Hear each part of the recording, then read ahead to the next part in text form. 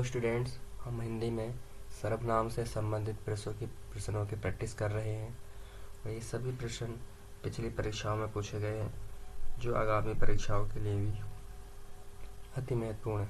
हमारा पहला प्रश्न है, निम्नलिखित प्रश्न में 4 विकल्पों में से उस विकल्प का चयन करें जो सर्वनाम के भेद का सही विकल्प है। जिसको हमने बुलाया था वह आया है। तो पहचानना, ऑप्शन ए निश्चयवाचक है, ऑप्शन बी संबंधवाचक है, या ऑप्शन सी उत्तम पुरुष है, या ऑप्शन डी निजवाचक सर्वनाम है। जिसको हमने बुलाया था वह आया, तो यहाँ पर संबंधवाचक सर्वनाम का उदाहरण है। अगला प्रश्न है, संबंधवाचक सर्वनाम है, संबंधवाचक सर्वनाम को पहचानना है। ऑप्शन दे रखे हैं, ऑप्शन ए कोई, ऑप्शन बी आप, या ऑप्शन सी किस, या ऑप्शन डी जिस। तो यहाँ पर उचित ऑप्शन हमारा कौन सा हो जाएगा संबंधवाचक सर्वनाम का? तो ऑप्शन हमारा डी हो जाएगा जिस। जिस शब्द संबंधवाचक सर्वनाम में आता है, जिस सर्वनाम से वाक्य में किसी दूसरे सर्वनाम से संबंध स्थापित किया जाए उसे संबंधवाचक सर्वनाम कहते हैं। जैसे जो, सो, कोई शब्द अनिश्चयवाचक सर्वनाम है, जो और सो संबंधवाचक सर्वनाम है, कोई जो है अनिश्चयवाचक सर्वनाम है, आप या स्वयं शब्द निजवाचक सर्वनाम का उदाहरण है। अगला प्रश्न है, आप मुझसे क्या चाहते हैं? वाक्य के रेखांकित शब्द में सर्वनाम को पहचानिए। आप मुझसे क्या चाहते हैं? ऑप्शन ए प्रश्नवाचक है, या ऑप्शन बी निजवाचक है, या ऑप्शन सी अनिश्चयवाचक है, या ऑप्शन डी निश्चयवाचक है। आप मुझसे क्या चाहते हैं, यहाँ पर प्रश्न पूछा जा रहा है। ऑप्शन सी, निम्नलिखित में से कौन सा प्रश्नवाचक सर्वनाम का उदाहरण नहीं है? तो प्रश्नवाचक सर्वनाम का उदाहरण कौन सा नहीं है पहचानना है। ऑप्शन ए कब, ऑप्शन बी किन्हें, या ऑप्शन सी उसको, या ऑप्शन डी कहाँ। तो प्रश्नवाचक सर्वनाम का उदाहरण नहीं है, तो कौन सा है? ऑप्शन सी उसको। किन्हें, कहाँ, कब, ये सभी प्रश्नवाचक सर्वनाम के उदाहरण हैं। अगला प्रश्न है, कौन, किसका, क्या, कब, ये सभी प्रश्नवाचक सर्वनाम के उदाहरण हैं। अगला प्रश्न है, इनमें से किस वाक्य में प्रश्नवाचक सर्वनाम का प्रयोग हुआ है? ऑप्शन ए आप कहेंगे तो ही बैठूंगा, ऑप्शन बी पुस्तक किससे मंगवाऊं, या ऑप्शन सी कुछ काम क्या करो, या ऑप्शन डी उपरोक्त में से कोई नहीं। तो हमारा किससे पुस्तक मंगवाऊं, ऑप्शन बी हो जाएगा यहाँ पर प्रश्नवाचक सर्वनाम का। और यहाँ पर प्रश्नवाचक चिन्ह भी है। तुम कौन हो, इस वाक्य में अधोरेखित सर्वनाम का प्रकार लिखिए। तुम कौन हो? ऑप्शन ए प्रश्नवाचक, ऑप्शन बी संबंधवाचक, ऑप्शन सी निश्चयवाचक, या ऑप्शन डी निजवाचक। तो तुम कौन हो, तो यहाँ पर प्रश्नवाचक सर्वनाम का प्रयोग हुआ है। अगला प्रश्न है,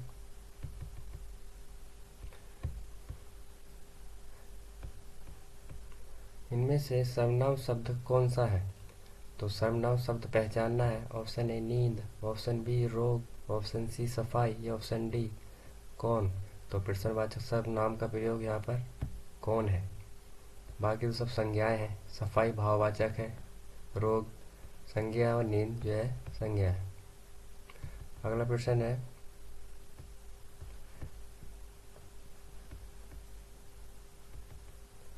किस किस से झगड़ा करते फिरोगे? रेखांकित पद क्या है? किस किस से झगड़ा करते फिरोगे? संज्ञा है, विशेषण है, सर्वनाम है, या फिर विशेषण है। तो किस किस यहाँ पर सर्वनाम है, प्रश्नवाचक सर्वनाम है।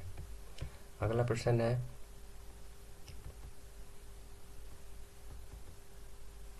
इनमें से संयुक्त सर्वनाम का उदाहरण कौन सा है? तो संयुक्त सर्वनाम का उदाहरण कौन सा है? कोई है, ऑप्शन बी सब है, या ऑप्शन सी कुछ है, या ऑप्शन डी कुछ ना कुछ है। तो इसका उचित ऑप्शन हमारा कौन सा हो जाएगा? ऑप्शन डी कुछ ना कुछ एक संयुक्त सर्वनाम का उदाहरण है। संयुक्त सर्वनाम पृथक श्रेणी के सर्वनाम है। संयुक्त सर्वनाम में एक शब्द नहीं बल्कि एक से अधिक शब्द होते हैं। संयुक्त सर्वनाम स्वतंत्र रूप से या संज्ञा शब्दों के साथ ही प्रयुक्त होते हैं, जैसे जो, कोई भी। इस तरह से संयुक्त सर्वनाम होते हैं। अगला प्रश्न है, साथ शब्द का निम्नलिखित में से किस रूप में प्रयोग नहीं किया जा सकता है? साथ शब्द का निम्नलिखित में से किस रूप में प्रयोग नहीं किया जा सकता है? ऑप्शन ए क्रिया विशेषण, ऑप्शन बी सर्वनाम, ऑप्शन सी समुच्चयबोधक, ऑप्शन डी संबंधबोधक। तो इसमें कौन सा ऑप्शन हमारा उचित हो जाएगा? ऑप्शन बी, साथ शब्द का प्रयोग नहीं किया जा सकता सर्वनाम के रूप में। अगला प्रश्न है, निम्नलिखित में से क्या एक अप्राणीवाचक प्रश्नवाचक सर्वनाम है? क्या एक अप्राणीवाचक प्रश्नवाचक सर्वनाम है? ऑप्शन ए किस, ऑप्शन बी कोई, ऑप्शन सी कौन या ऑप्शन डी क्या? तो इसका उचित ऑप्शन हमारा डी हो जाएगा। ऑप्शन डी क्या अप्राणीवाचक प्रश्नवाचक सर्वनाम का उदाहरण है। निम्नलिखित में से कौन सा अनिश्चयवाचक सर्वनाम नहीं है? तो अनिश्चयवाचक सर्वनाम नहीं है। ऑप्शन ए कुछ भी, ऑप्शन बी कुछ ना कुछ, ऑप्शन सी सब कुछ या ऑप्शन डी जो वह अनिश्चयवाचक सर्वनाम नहीं है। तो इसका उचित ऑप्शन हमारा कौन सा हो जाएगा? ऑप्शन डी जो और वह ये संबंधवाचक के रूप में आते हैं। अगला प्रश्न है, निम्नलिखित में से क्या तू पुरुषवाचक के संबंध कारक का एक वचन रूप नहीं है? निम्नलिखित में से क्या तू के संबंध कारक का एक वचन रूप नहीं है? तेरे लिए, तेरी, तेरे या तेरा संबंधवाचक और एक वचन रूप नहीं है। संबंधवाचक हो लेकिन एक वचन रूप ना हो तू का। तो इसका उचित ऑप्शन हमारा कौन सा हो जाएगा? ऑप्शन ए तेरे लिए। ये संप्रदान का है उदाहरण है। तू पुरुषवाचक के संबंध कारक का एक वचन रूप तेरे लिए नहीं है। यह है संप्रदान कारक पुरुषवाचक एक वचन रूप में है। उत्तम पुरुष में हम, हमें, हमारे, हमारे, हमको। मध्यम पुरुष में तू, तूने, तेरा, तेरे, तेरी, तुम्हारा, तुमको। और अन्य पुरुष में वे, ये, वह इत्यादि सब आते हैं। अगला प्रश्न है, मैं उत्तम पुरुष के संप्रदान कारक का एक वचन रूप नहीं है। मेरे, मुझको, मेरे लिए, मुझे। तो इसका उचित ऑप्शन हमारा कौन सा हो जाएगा? ऑप्शन सी, ऑप्शन ए हो जाएगा मेरे। अगला प्रश्न है, मैं जा रहा हूँ, मैं जा रहा हूँ, चिंता मत करना। अपनी, अपनकी, मेरी या मुझकी। तो मैं जा रहा हूँ, मेरी चिंता मत करना। ऑप्शन सी हो जाएगा यहाँ पर। यह मकान मेरे भाई का है। रेखांकित शब्द पद है। संज्ञा, संकेतवाचक, सर्वनाम, विशेषण, विशेषण या क्रिया विशेषण। यह मकान मेरे भाई का है। तो इसका उचित ऑप्शन हमारा कौन सा हो जाएगा? ऑप्शन बी संकेतवाचक, सर्वनाम, विशेषण। अगला प्रश्न है, बुरा शब्द का निम्नलिखित में से किस रूप में प्रयोग नहीं किया जा सकता? क्रिया विशेषण में, संज्ञा में, सर्वनाम में, विशेषण में। तो बुरा जो है ऑप्शन हमारा यहाँ पर सी हो जाएगा। सर्वनाम के रूप में बुरा का प्रयोग नहीं किया जा सकता। संज्ञा के रूप में भी हो सकता है, विशेषण के रूप में भी और क्रिया विशेषण के रूप में भी।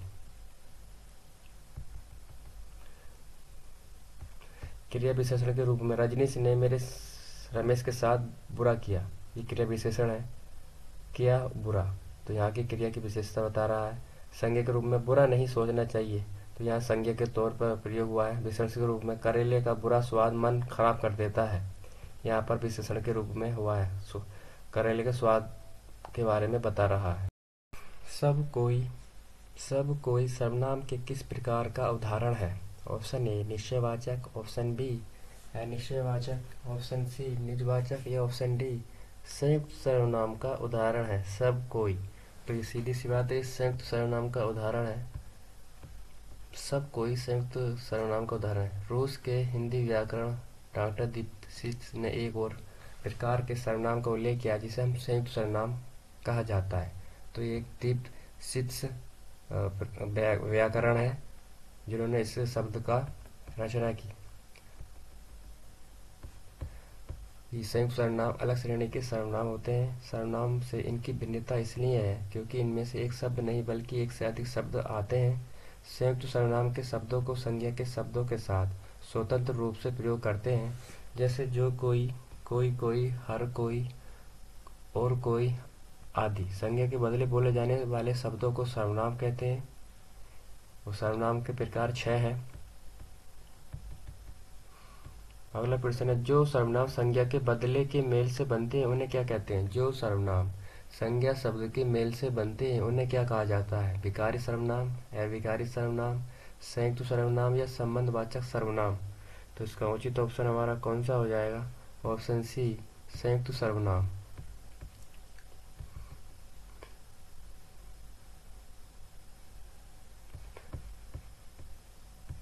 संयुक्त सर्वनाम के शब्दों को संज्ञा के बदलों के साथ स्वतंत्र रूप से प्रयोग किया जाता है, जैसे जो कोई न कोई, कौन और कुछ इत्यादि।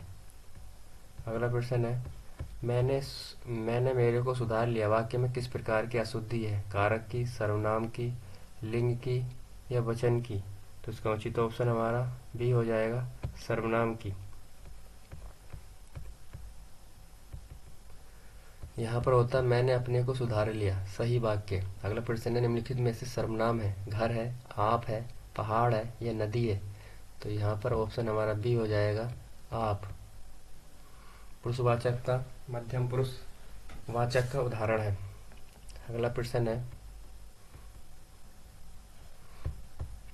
मैं, तुम, हम, यह, आप, इसका, उसका, तुम्हारा आदि अन्य दिए गए विकल्प घर, पहाड़, नदी, जातिवाचक संज्ञा के उदाहरण है।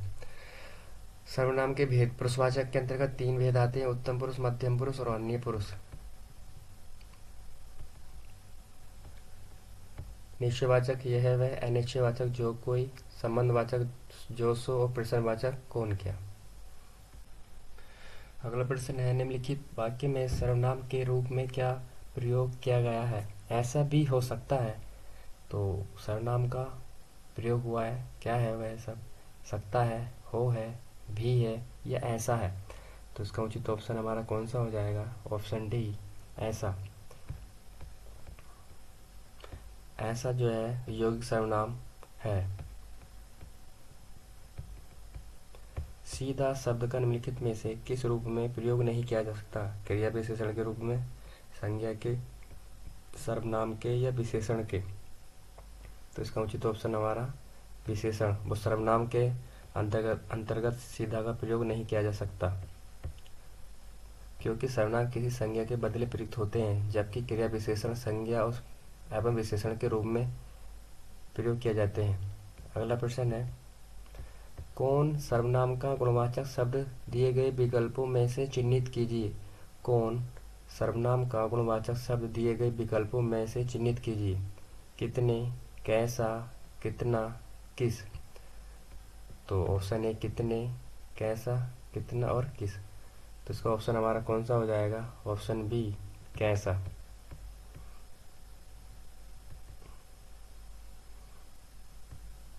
पिताजी आ रहे हैं, सहारा दो। पिताजी आ रहे हैं, सहारा दो में कौन सा रिक्त स्थान की जगह प्रयोग होगा? ऑप्शन ए, उसे, उसको, उनको या उस।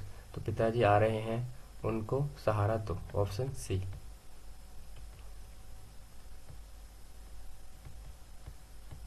अपादान कारक उत्तम पुरुष बहुवचन रूप होगा। अपादान कारक उत्तम पुरुष बहुवचन रूप होगा। मुझसे, हमसे, मुझको, हमको। तो इसका उचित ऑप्शन हमारा कौन सा हो जाएगा? ऑप्शन बी, हमसे। अपादान है, उत्तम पुरुष है, बहुवचन का रूप है। अगला प्रश्न है, अन्य पुरुष एक वचन सर्वनाम का संप्रदान कारक बहुवचन रूप कौन सा है? अन्य पुरुष हो तो अन्य पुरुष सभी हैं, कोई बात नहीं। एक वचन हो